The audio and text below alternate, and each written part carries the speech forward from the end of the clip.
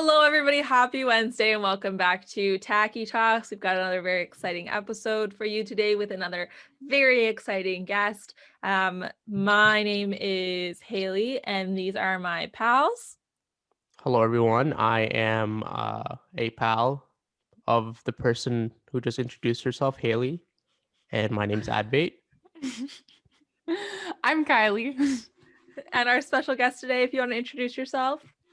Hi, everyone. My name's Peter. I'm also a pal of Haley, Kylie, and Adbait, and I'm very happy to be here. Hey! Yay! Round of applause for Peter. So as he mentioned, Peter is one of our pals. He is a Med 2023 at our school, at our campus. We hang out a lot, and he's here today to talk about how med school has changed during the pandemic, during COVID-19. So lots of exciting chats. But before we jump into all of that, Advait, what did you get up to this week? What did I get up to this week? That's a great question. Honestly. And I'm being honest. Yes, be honest with us, please. Yeah, you have me on the edge of my seat right now. Please tell me what you did. Has been absolutely boring. As per usual. As per usual. Honestly, like this is one of the weeks where I usually have something to say, but I have nothing of interest to say. I've just been stuck at home. The pandemic has gotten worse, as everyone knows, and because of that, I have tried to stay at home more. Haven't been going outside too much. Have been on a few runs here and there. But really, I've just been trying to keep up with some school stuff. I'm just waiting for winter break to come. And actually, one cool thing that happened was, I think it was a few days ago, I think AOC and Jagmeet Singh were playing Among Us on Twitch. So that was pretty cool. I think they raised like $200,000 for food pantries and stuff like that. And that was a cool, fun event that happened. But in terms of my life, nothing really. Nothing too exciting. But yeah. Kylie, what have you been up to? Okay, so this morning I was getting dressed and I was like, oh man, I don't know what I did this week. So I actually sat down, thought about it, pondered a little bit on what I did. But like similar to Advait, not very much of excitement. But we are recording this on Cyber Monday now. So I did do some online shopping this weekend. I bought a new pair of sweatpants. Actually, I bought the sweater. Excellent. Lots of deals out there. American Eagle was like 50% off. And as you know, everyone's home all day. So now I have lots of sweatpants and comfy things to sit here and sit on Zoom in. But other than that, I don't know. Nothing That's else. how I dressed normally. Like when we had in-person class, I would be wearing sweatpants all the time. No, when I leave that, like I like to like put pants on, get ready. I don't feel as sleepy. If I go to school in sweatpants, I feel sleepy. That's I had a friend in undergraduate who would always show up to test days all dressed up. And he was like, well, if you look good, you do good. You feel perform good. You do good. Yeah. So look good, feel good, perform good. I mean, I think that describes why I would be sleeping. Like when we ever had in-person stuff. I don't know if you guys remember, but I'd be like sleeping half the time. Your head would be on the desk, or you'd be like, completely like back on my chair. See, what I would give to be back in that situation, watching you sleep. What I would give. We always used to we'd all be in the lecture hall and we would take like videos of each other sleeping and send them to our class group chat. So you'd just be in class and then you'd get a video of somebody behind you sleeping. It was quite amusing. But if that's it, I will share what I got up to this week. So it's very similar. Not much of anything. I actually got a bunch of athletic wear, athleisure from Alpha Elite, which is my favorite athletic wear brand right now. So a big sale. But they're in like California or something. I don't know. So I had to stay up until 1 a.m. to get the sale, which is my bedtime's like 10. So that was really hard for me. But I persevered for my own personal gain and I did stay up and get the sales. So good for me. Other than that, I've started doing home workouts again, which are terrible, awful, draining, awful. I hate them. You just feel so sweaty when you work out at home. Like I was doing it down here and you just don't feel great. No. And it's like, I want to like go somewhere, work out, and then come back to my cozy home, like I feel like my whole life exists within the 4 rooms of my apartment right now, which is really upsetting, but What are you gonna do? That's life. Peter? And you're staying safe. That's the most important thing. Keeping everyone safe. That's very true. Peter, what did you get up to this past week? No, I don't think I have anything more exciting to share than any of you three. Again, it's been a very boring week. Trying to think, I basically spent the entire week trying to cram everything there is to know about the brain into my brain, and that was it. Yep. I've been trying to go to the gym while we still can, and that's about it. Yeah, they just closed in Windsor. They still open, and Peter's located in London right now. He's a little fancy. I believe we're in yellow right now, so we're still good for gyms. I think 50 people max. Yeah, we escalated up to red over the weekend. Very exciting. Not What's the funniest thing when you have like protests going on for like anti-masks and things like that? Like, I just don't understand. Obviously, wear your mask. It's the same thing as trying to like understand anti-vax, but like, why you gotta protest? Like, it sucks. Yeah, wearing masks everywhere and not being able to go anywhere, it sucks. However, we're doing it for the good of public health and safety. And hopefully vaccines are rolling out soon, so we'll all keep our fingers crossed for that. But on the topic of masks and such, let's jump on into this week's topic. Kylie, you want to kick us off? Of course. So again, like every week, everything we say today is our opinions and our opinions alone. It doesn't reflect the views of our institution. Any advice we give is not a guarantee. I don't think we're going to be talking about getting into medical school today, but any advice we give is merely our advice. It is not a guarantee. With that, we are going to be talking about the differences in med school and going to med school in a pandemic. And so with that, Haley, what's our first question? Yeah. So, I mean, like, couple of just like the classic everybody wants to know questions about med students in a pandemic. But before we jump into that, how about we Peter, do you want to give us a brief overview of what medical school has been like, how it's changed? Yeah, good question. So I guess we can start off with what medical school was like, just so everyone's on the same page here.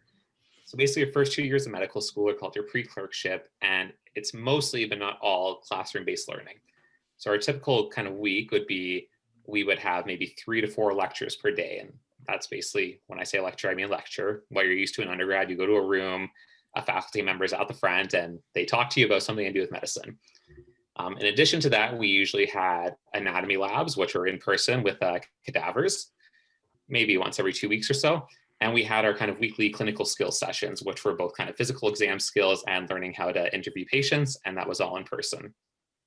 Beyond that, we also had kind of our experiential learning component, which was basically a research component that we had to do, as well as a longitudinal clinical experience, which was where we got paired up with a family physician and had to follow them around for a certain amount of hours, as well as service learning, which is basically volunteering that we had to do within the community. So that was before. Now we're in COVID, so you can imagine that a lot of those in-person things have been cut back. So our lectures have basically turned into these online modules that we have to do. And for the most part, they're pretty similar to a lecture. It's basically still a faculty member, obviously recorded now, going over slides and lecturing you. And these are all, for our school at least, pre-recorded. And we can kind of get into the debate of, pre-recorded versus synchronous sessions later on if we like. And then in terms of the things that were more in person, our clinical skills, that's largely been moved to online with kind of one in-person session maybe every month or so where we kind of practice the actual physical skills with a standardized patient.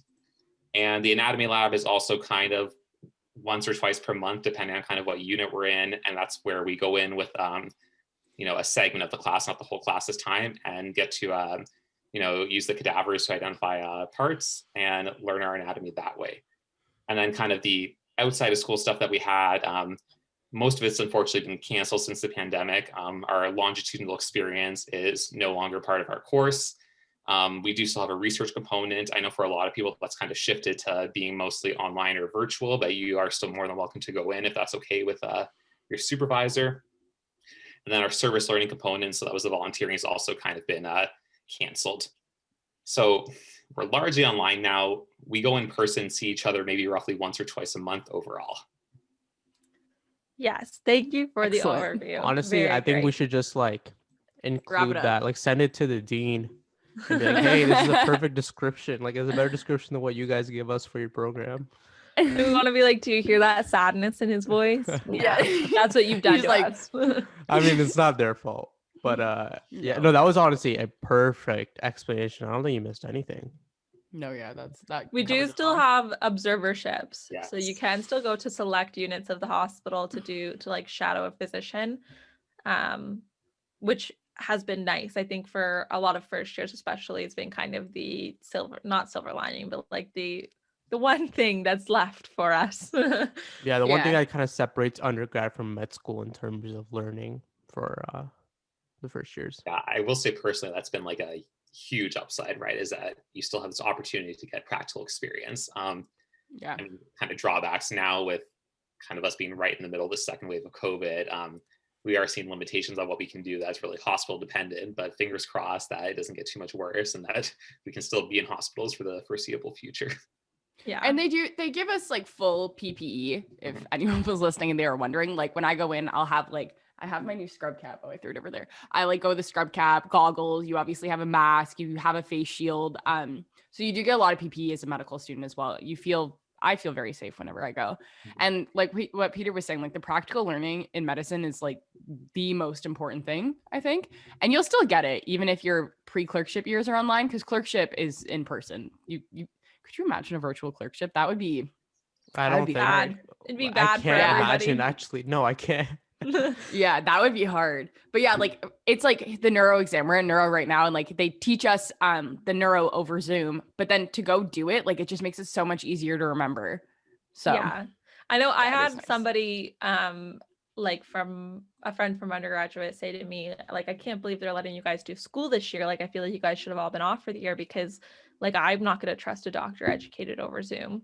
And I mean, to me, and I'm interested in hearing your guys' opinions about this on whether we're going to be behind in some way. To me, a lot of that learning that this person's probably thinking of happens in clerkship and during electives and even during residency. And I think in the long run, we won't be negatively impacted. I think if anything, it's really made us more resilient, more flexible, introduced a lot of people to like more virtual modalities of health and seeing your doctor online, stuff like that.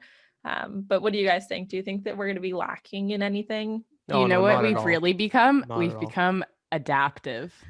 Learners. Master adapters. Master Master adapters. No, but like I Sorry. don't think we're gonna be like bad or anything like that, because the main thing is observerships are 100% optional, right? Yeah. There's medical students in the past that have never done observerships at all, and they've gone on to graduate and continue on to their professional career. So Of their choice. Of their into choice, which yeah. is important. They didn't just settle because they didn't do an OCLO. yeah, and like what I'm trying to say is Haley's absolutely right. Most learning comes in third and fourth year.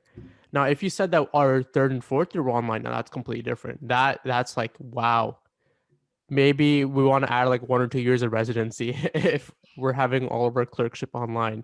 But pre-clerkship online, I don't think it's that big of a deal. The main thing in pre-clerkship, our entire job is just to learn the knowledge. I don't think anybody expects us to be an absolute master in terms of all the actual clinical skills and things like that. Obviously, you're still going to learn that stuff, and it's important to learn all that. But clerkship's definitely where you hone your skills and abilities with that. Yeah, and I think if you look at it historically, the way med school has been set up for the last however many years is that the third and fourth year were where you get your practical experience. I think this whole notion of introducing, actual patient experience and practical stuff in first and second year is relatively new, and it's never been for the point of actually learning how to do skills. It's really just been for kind of your own personal comfort and to get exposure and to explore like career options. So I don't think it really puts anyone at a disadvantage because really this is historically how it's always been. And like I said, like we said, the practical opportunities, these observerships are still there. And we do still have our in-person clinical skills to learn the very essentials. So I wouldn't be too concerned from that point of view of, having a doctor trained over Zoom. Well, and if you talk to like old physicians too, they'll always be like, wow, like you guys get a day off. Like when I went to med school, we started at 8:30, we went till 5 p.m. We sat in a lecture, we had a lunch break, but we just did lectures all day, every day. Whereas for us, they've added a lot of that flexible content, but that is a brand new change as of like last year. So being online and doing lectures, like honestly, I don't want to say it feels the same because obviously it's very different. One of the main differences is that the four of us aren't sitting in a room together right now and we're staring at our computer screens, because if we could be together, we obviously would. But the lectures themselves, like I think the school has done a very good job, like moving them to an online platform and trying their best to make them interactive too. But then let's talk about something that we're missing out on, because we go to the anatomy lab like what Peter said, it'll be like once a month or something, or like once every 2 weeks, roughly. And because of that, we are getting a lot less cadaver time than what we normally would have gotten. Now, this can be a positive and negative. It could be a positive if you absolutely hate anatomy and you don't want to do it at all.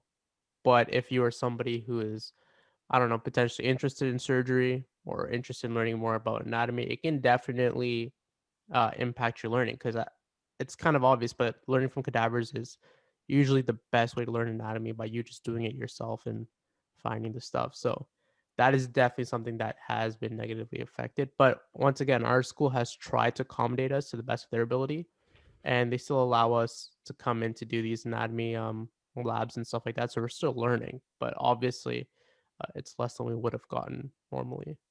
I'm going to challenge that, Haley, and I want to know your opinion on this, because I've talked to some surgeons who say that the best anatomy is like what you can learn during surgery, that it looks different when you're learning it. And obviously, like cadavers do have a very important place in anatomy education, and I like agree with that. But I don't think that if you want to be a surgeon, that we have virtual labs, like our anatomy, like we'll go on Zoom and we'll go through questions together and like we'll look at things and like think about it in the clinical aspects and stuff, which honestly, I wish that they could they could have added that last year, because instead of it just being like a straight up, like, this is a liver, you could be like, okay, like if this anatomy of the liver changes, what clinical presentations will you see? We didn't really have that connection last year. And I think that if you want to be a surgeon, there's going to be a lot of places to learn that anatomy, that even though we're online, it's not going to be a huge impact. Haley, what do you think as the aspiring surgeon? Yeah, I mean, I always struggled with in-person anatomy, just felt because I didn't feel like, for me, it was a very distracted learning environment. You have a lot going on. You have a lot of students there. You're just going structure. And I personally never got a lot out of it. So like you said, having the functional correlation and the clinical correlation there has definitely helped. But at 100%, I think that it's very different in a live human being in surgery, when you're looking at structures, not just to identify them, but to say, this is important because I need to make sure I don't damage this structure, or this is important because this is what we're looking to find, and these are the landmarks to find it. And I mean, one of the best examples of that was, we had a surgeon come in and we did an appendectomy on a cadaver. And when she started asking me questions, I knew what these structures were, like conceptually, but she would say, okay, like describe anatomically, like where the appendix was. And little first year Haley, like I didn't know. And she was like, well, it's distal to this and this and this. And I was like, no, I still don't know what that means. But now I do. Now, if you asked me, like I would know how to find it and how to describe it anatomically. And it's not quite the same because I was still on a cadaver, but like I can only imagine that if I do end up pursuing surgery, the vast majority of my anatomical knowledge will come from actual procedures and actual application. So, I mean, I was worried about it for a while. Like you said, Advait, I was a little bit like, is this going to throw off my career path if I'm not very familiar with all of this anatomy? But I think it'll get to my brain one way or another, is how I like to think about it. What do you think, Peter? Before Peter goes, I want to preface one thing and say that the people who donate their body to science is like a gift, and like we are so immensely thankful for that. And that I think that more so the line that I was going with is that it would be great if they could introduce more clinical learning to anatomy, which I think they will in the future now, and that having those sessions is very important, but there's two ways of learning anatomy. But people obviously who donate their bodies to science, that is something that I think all of us would say we are so grateful for. Oh yeah, and I think that it's like a key component of medical school, and I have learned a lot. And yeah, I mean, it's a very odd and humbling feeling to be in cadaver lab, for sure. Yeah, it's definitely like incredibly humbling to kind of be able to experience that. And I do tend to agree with where Haley's going here about, the issue isn't necessarily the anatomy lab, it's kind of the way maybe they expect you to learn in the anatomy lab. Because I often found that you have people with a breadth of experience in anatomy from their undergrads. And, in these labs, when you're basically trying to identify structures, you would see people, that know their anatomy really well, kind of flying through everything. And, if you're lucky, they're trying to teach you and help you out. But if you're not, then maybe they're just flying through stuff. And, you don't want to be that person that holds up the group to go back, but at the same time, you're not really following along. So I definitely think there is a good place for, in-person anatomy education. I do think maybe generally it gets hyped up a little too much just because it's something that is really rare for a lot of people to experience, working with cadavers, and people get very excited about it.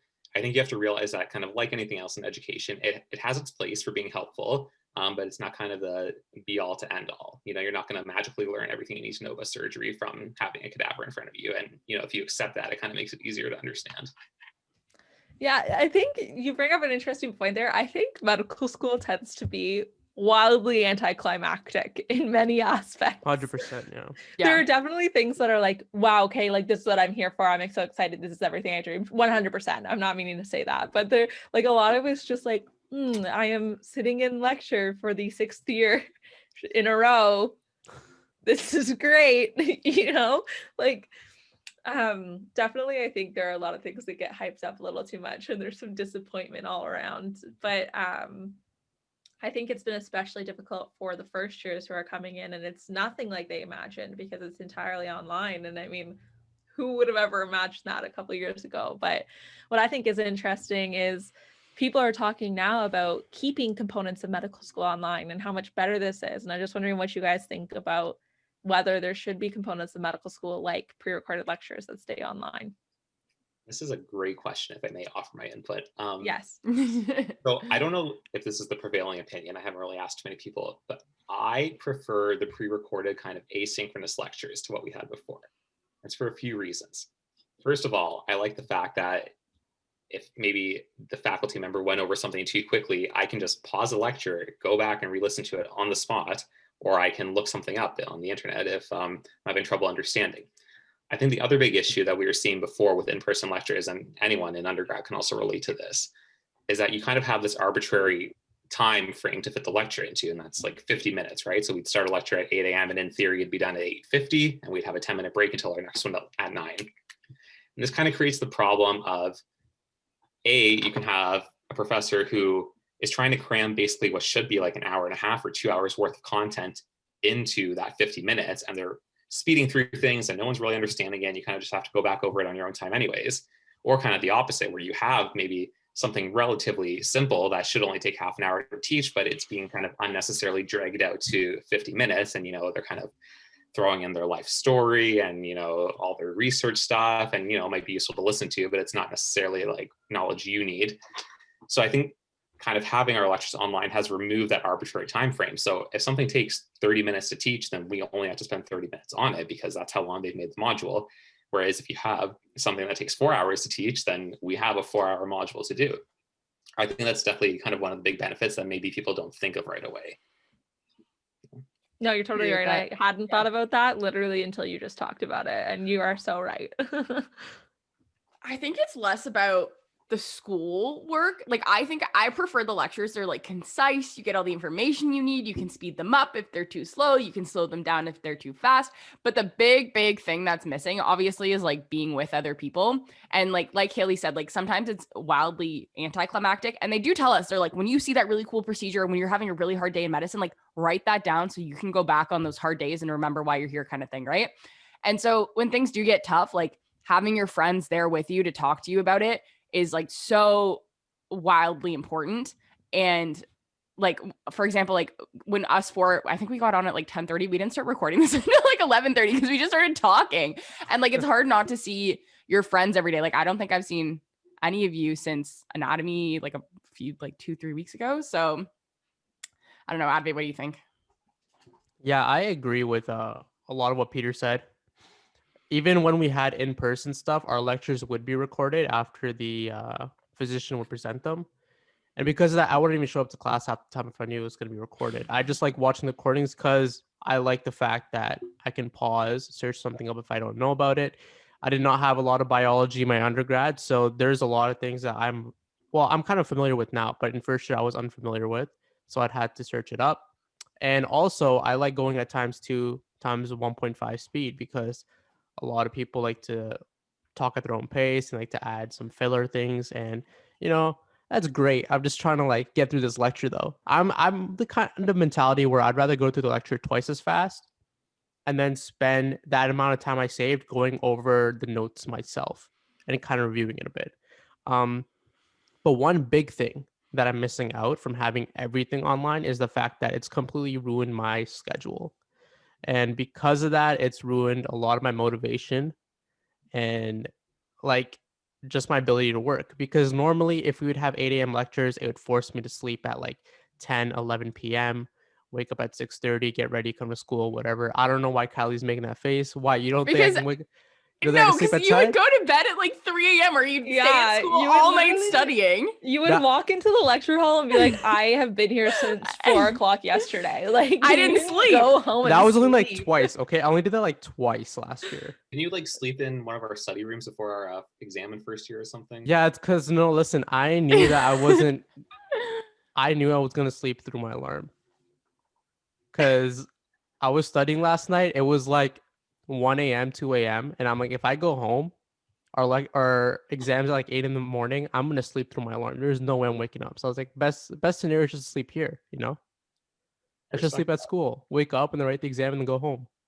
Best scenario.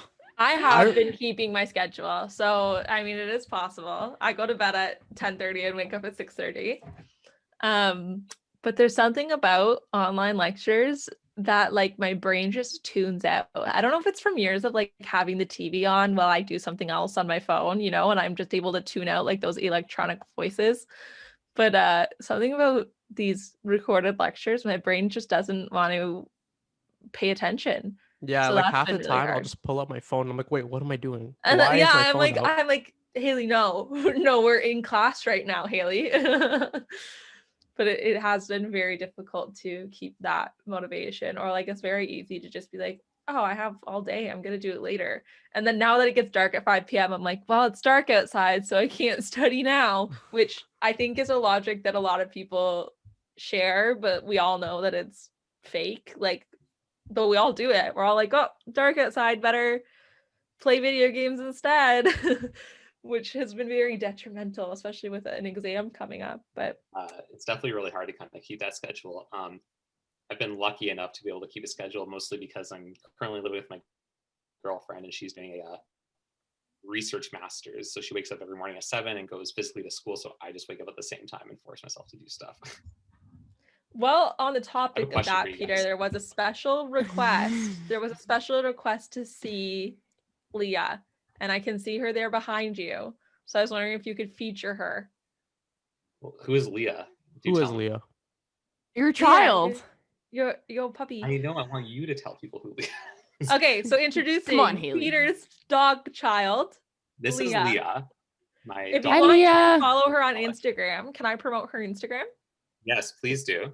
Okay, it's Life of Leah. We'll tag her in the description of the episode Tag so her. you can follow. She's turned around right now, but she might get up and start walking around. Yeah, we adopted her right at the start of quarantine. And Well, you were fostering her at first, we right? did. So we had talked about fostering before COVID was a thing, and we're kind of going back and forth. But then once everything got shut down, we decided it was a perfect opportunity. So fostered a dog, and as people do, fell in love, and then decided to keep her. So we're failed foster parents. Now you're just parents. In the best way possible. Failed in the best way possible. And she brings a lot of joy to your life, Peter. Although she does have a habit of peeing in the house that we're trying to get rid of. Oh no, That's okay. She's just young. that's not okay. She's not that young. She's nice and mature. She's had 2 litters before we had her, so she's mom to about 20. Oh my god. Jeez Louise. I got really sad the other day. I was watching like TikToks of kitten litters or something, and I looked at Finn, my cat Finnegan, and he's been neutered. And I looked at him and I was like, I'm so sorry, you're never going to be a father. I'm so sorry. And I was like upset about it. It just be like that sometimes though, you know? Yeah, I mean, Finn would be a great dad. I don't know where he is right now, but he'd be really good at it. But I've taken the Probably opportunity away. either in your clothing or on top of a door frame. Those Yeah, are the two places I would look first. Those are his favorite places. So Maybe one day Finn and Leah can meet each other. that is such a great Yes. idea. Finn loves dogs. She loves cats, so there we go. I'm going to start Finnegan on Instagram, so I'll follow Leah. We'll follow you back. Okay. Good plan. Excellent. Okay. So we do have a couple of questions from our listeners here, if you wanted to dive into those. So one of them, Peter, is, do you see yourself going back to normal once in-person sessions begin, or do you think some changes that you've made will stick around? It's a good question. Are we talking me personally or like school as a whole? Let's do both, you know? Let's do and both. your habits and stuff like that. My habits. I think I've definitely made habits during this that I would like to keep, and they've kind of been formed out of necessity, like we kind of alluded to earlier. I've kind of forced myself to stick on a schedule because I know if I wasn't, then I would be sleeping until 1 every day and going to bed at 4 a.m. like I kind of was in the summer. So yeah, I'm really hoping something like that sticks. But I mean, obviously kind of something that I hope doesn't stick around is the huge lack of social interaction that we're all having. I think most people can agree with that. You know, it sucks. And like, yeah, we can talk over Zoom all we want, but there's just something about being in person and having that kind of in-person experience, whether it's socially or in class, that you really can't recreate. So I'm definitely hoping that doesn't stay the same. And I'm sure you would probably agree with that. Yeah, I've been thinking about this a lot, and I think it's the fact that social interaction is so deliberate over Zoom. Whereas at school, it was very like casual, and we talk about whatever, and we're all there in the same place. It flows, and it's nice and easy, and you see all these people that like you might not make the deliberate effort to get on a Zoom call with, you know? So it's just like the variety of social interaction that is definitely missing. Well, that's the thing, because if I'm at school and I'm kind of walking by a study room and I see some people in there, I can pop in and start talking. You know, I can't look around Zoom rooms. And, Yeah. That's not possible. So. Right. I miss that. So Peter and I used to talk so much at school because we'd go in the same study room, and then Katie wouldn't sit with us because she'd be like, you guys talk too much. I miss that. I miss avoiding studying. Yeah. Now the avoidance habits are all like TikTok and bad things. Yeah, I miss just But it's walking not the around same. and just entering random rooms. Like, yo, what's up? You guys don't want to study today? Okay, cool. I'll join. Actually, yeah, it was the both of you. If either of you were there when I was studying, I'm like, all right, I'm not getting anything done today. No. And then a second question for you, Peter. Do you have any tips on how to study at home productively? I find that I get distracted way too easily, same, me too. Yeah, I mean, So what are your tips? Same as well. I'm sure we all get distracted. It's kind of just about being able to minimize that to the best of your abilities. I'm going to sound like I'm just like some random advice column that you found on the internet, but I really think you just need to get rid of all your distractions and whatever that means for you. So if it's your phone that always distracts you, put your phone in a different room. I've done it. Force yourself to do it. Put your computer on do not disturb. Get kind of one of those like lockdown browsers if you need to, really whatever works. I think the more important part is identifying your distractions and trying to get rid of them. And I know that may sound like idealistic. I know like everyone's kind of living in a different situation right now. It might not be kind of easy to go away from everyone in your house or if you're living at home with family. But I think the first step is kind of identifying your distractions and kind of what's not motivating you. And the second is to stop it. And it's not just about distractions. There's other things that can, you know, demotivate you. Just kind of being at home. I think everyone's going to have kind of a decreased baseline motivation. I think you need to be okay with that too. It's okay to accept the fact that you're not going to be maybe as motivated as you have been in the past. But at the end of the day, if you're happy with kind of your performance in school and how your life's going, then you don't need to stress out too much about maybe not studying as much as you think you could be. And I think part of it's just the acceptance factor as well. Yeah, I think. Do you guys want to add anything to that? Like, how do you get rid of distractions or, you know, study? I'd like to do a segment on how my standing desk has changed my life. Has it? Yes. I have a standing desk too, so I want to hear your opinions. And then we'll Okay, compare. I didn't really get a standing desk. I got a platform that goes on top of my desk that can go up and down. So it was a little bit less expensive than getting a full standing desk. But Here's what I have found, and I've never thought about this. I didn't think about it. I stumbled upon it. I originally got it because I was really sad going from lying in my bed to sitting at my desk to lying in my bed every day. That was really wearing me down. So I decided to get a standing desk. And this is what I have found is that one of the biggest barriers to me completing my work is I get up from my desk 100 million times to do random things. If I'm standing, it's like the urge to get up and walk away is so much less because I'm already up. I don't know. There's something about it, and it could just be placebo because I'm excited about having the standing desk. But there's something about being standing, and I can kind of like move my feet around, or if I do need to go throw a toy for Finnegan, like I don't have to get all the way up out of my chair. That just, it doesn't interrupt my workflow as much. And I have found that over the past 4 days that I have had it, I have been much more productive. I will check in again, Haley's standing desk segment next episode, and let you know how it's going. What do you think about do you use your standing desk, Kylie? Oh my God, I love it. So I have it in Windsor here, and I agree. Like, I do find you can be more productive, especially, sorry, the reason I was looking at my screen too is I was looking at the prices at IKEA. We'll get to that in a second. Yeah, I've had this since 2018.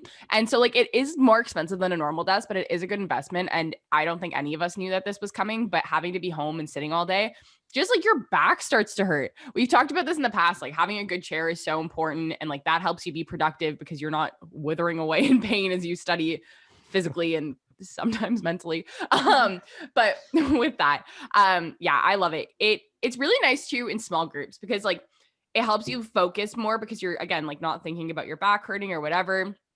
So when I was looking at IKEA, they are a bit more expensive. Like this one's $659 Canadian. But they go down to like, this one's 400, and I get it. Like that is a bit of an investment. It is expensive, but they last for a pretty long time. Like this desk has been through moving to Windsor last year and then moving from my apartment to my house now. So like it stood up. I highly, highly recommend it.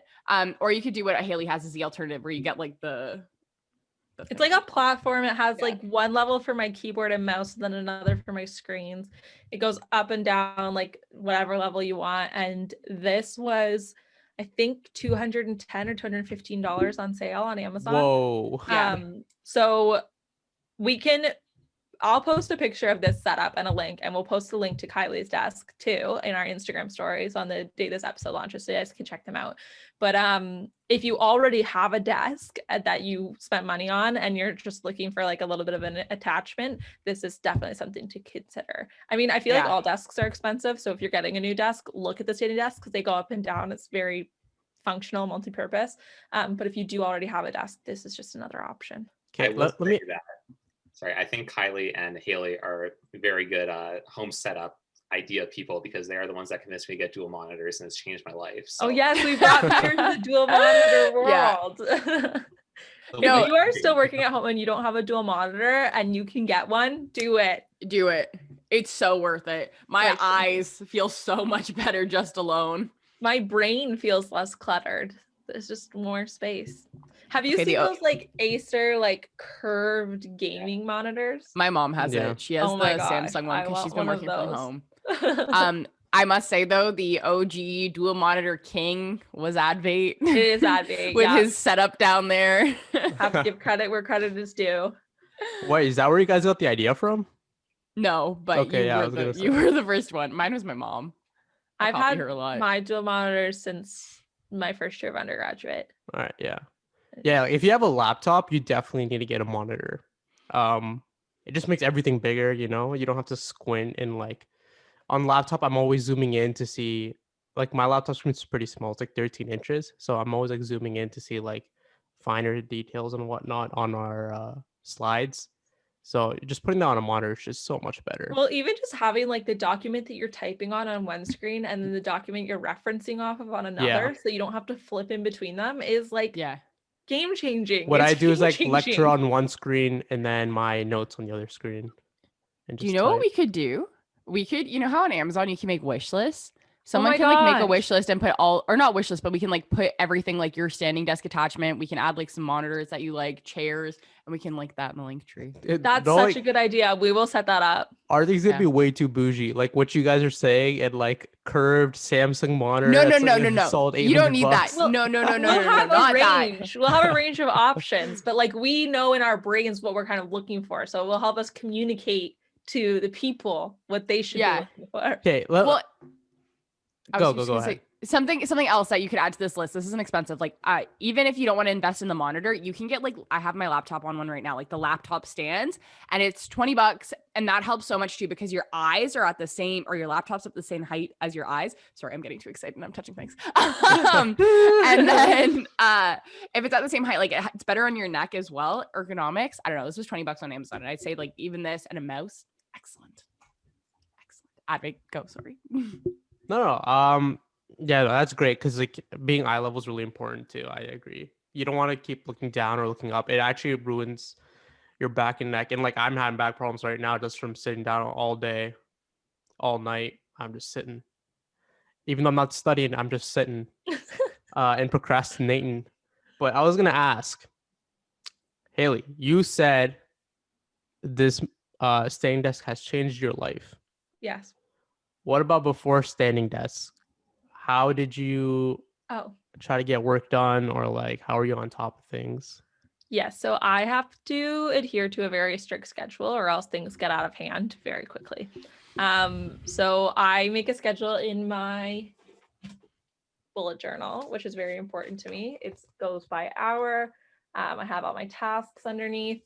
I schedule my workouts in there. I schedule reading breaks in there. I schedule meals in there because I'll forget to eat. Like I'm one of those, those girls who are like, I drink iced coffee and I'm anemic and I forget to eat my meals. Like that's me, unfortunately. So I put all of that in my bullet journal so that I do not forget.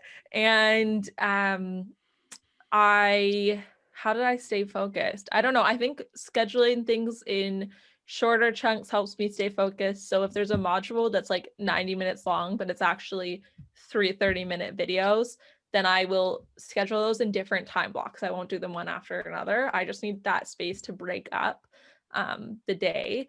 And then I also reward myself a lot. So with snacks, or like I'll play video games at the end of the day, or I'll watch TV, or I'll read a book or whatever. I think it's important to have rewards right now because it is more difficult than usual to get things done.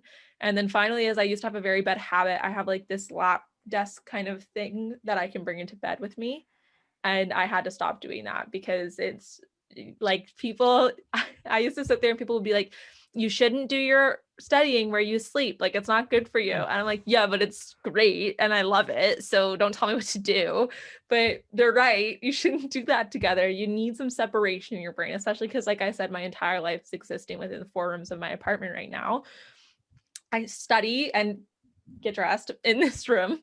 I sleep in that room. I play video games and watch TV in my living room. And I eat my meals in my kitchen. I used to eat them at my desk, but I've stopped doing that too. I start eating them in my kitchen, and just separating that and assigning different places to different tasks in my brain helps me to stay on task when I'm in that location. Well, they say to go as far as to like not even put your desk like where you can see your bed, which obviously for all 4 of us, I can see everyone's beds and my own. So you can't, that's really hard to do if you don't have an office. A lot of like most people don't have the means to do that. But yeah, they say just don't even be near where you're sleeping. It's like when they're like, don't go on your phone in bed. And I'm like, I can't do that. Now I can't see it. There you go. That's what you need to do when you study now, Haley. Yeah. No, it's like very claustrophobic. Temptation's so high, I got the bed right there. I have to like actively tell myself not to lay in it sometimes. The problem is my chair turns into a bed. So like even if I don't want to go on my bed, I just like fall asleep without even realizing it because my chair goes back all the way, and I shouldn't use that feature, but I do too much. What are your tips and tricks, Kylie? So I do something similar to Haley in the fact that I need a calendar these days, especially because everything is online. And when you're not going places, it's harder to be like, okay, like I need to go to this session on Zoom now. You get distracted so easily. Like yesterday I had a meeting that I totally forgot about because the one time I get out of the house is to go to the grocery store, and I was just living my life, getting all my snacks. And then I got a message being like, where are you? And I was like, damn. But yeah, having a calendar is very, very important, and checking your calendar. I know Haley used to use Google with this new like widget thing on iPhone. I have like mine like on my front page so I can see it, which is really nice. And when I go to bed, like it'll tell me what I have to do first in the morning so I know when to wake up. Yeah, exactly. Like I really like that widget. Something that I'm a really big fan of is to-do lists, but I'll like make 500 of them. So I have one right now that I need to do stuff today. And then something that I didn't really used to do that I guess back to that first question we were talking about, like, do we think that like changes because of the pandemic? I think about this a lot when I'm alone, which is quite often these days. But I find like doing something to like move really, really helps. Like whether that's going for a walk or like doing a little workout at home or just like doing some yoga, you know. I never used to be like this. I swam like my whole time growing up. I swam for like 8 years, I think. And then after that, I was like, I'm not exercising anymore. But I started again, and it really, really helps to keep you focused. And rewards are so important. I know like Haley watches like Outlander. I did that all summer. And then now I've just moved on to a new TV show called Heart of Dixie, which I have a lot of thoughts about. It has to do with medicine, but we'll get into that another day. Special edition Heart of Dixie Tachy Talks crossover episode. Oh God, I have a lot of thoughts. Anyway, it just has to do with medicine, and it's not accurate at all in my opinion. But it's an excellent show to watch. Anyways, yeah, so I totally agree. And honestly, like I will start studying, or like I have this bad habit of like I'll take a few days off and then I'll have a lot to do. But once I get in this zone where I say that I need to catch up, I just go for like the whole day, and then I'll catch up and then I'll fall back behind. I don't suggest doing that. I think that is the absolute worst way you can do it. But I get myself in a zone a lot, which debatable if it's a good strategy. Such is life. Yeah, you know, I mean, and I think that's really important. You are gonna get tired. You're gonna get fatigued. I think we're all extremely fatigued, and you kind of just need to be kind to yourself. Know that you're gonna fall behind. Don't be angry at yourself. Give yourself the time to catch up, but you know, be kind to yourself. Everyone knows like things suck right now. Everyone wishes that things could go back to normal, but like you do your part. You wear your mask. You stay home when you're sick, and you know, just be kind. Be kind to yourself. Be kind to others. Aw, that's such a lovely note to wrap up on.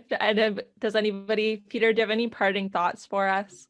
I don't think so, but I think it's funny that Kylie brings up the fatigue thing, because I actually read some rant on some website yesterday about how, you know, when you go into like hospitals and stuff, they ask you about if you've had symptoms, and one of them's always fatigue, and all the healthcare workers are like, I'm always fatigued. Like, what is it? Work at the hospitals? So yeah, that's okay. So true. Well, I think it's like the physical versus like the emotional drainage. Yeah, for sure. I just want to hug someone, you know, but not yet. Human touch. One day. We'll get there.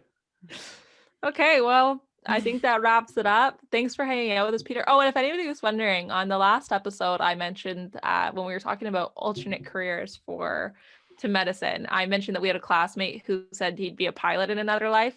That's Peter. Peter would be a pilot in another life. I would. I have several other lives, and one of them's a pilot, one of them's a teacher, a little more boring, and one of them's a world traveler. What does that mean? I like that one. Anyway, so I think he means influencer. Sure. I think that's the code word. That's maybe like one day I'll be influencers like you guys, but I'm not there.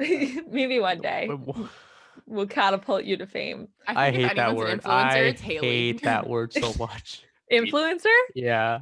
Why? You don't want to be a good influence on people? No, I am not. Everybody call me a bad influencer everywhere I went. Are you kidding me? No. That's ridiculous. No. Anyways, we'll tag Peter in our description. We'll tag Leah in our description. You can go give both of them a follow. If you have any follow-up questions, I'm sure Peter would love for you to slide into his DMs and give him a shout. He is very interested in medical education, and he's a very smart, well-rounded, well-informed dude. So make sure you, check him out, give him a follow. Thanks for having me, all of you. Yeah, thanks so much for coming. We love hanging out with you. And that's it for us this week. So we'll see you again in 2 weeks. Thanks for joining us. Bye. Bye.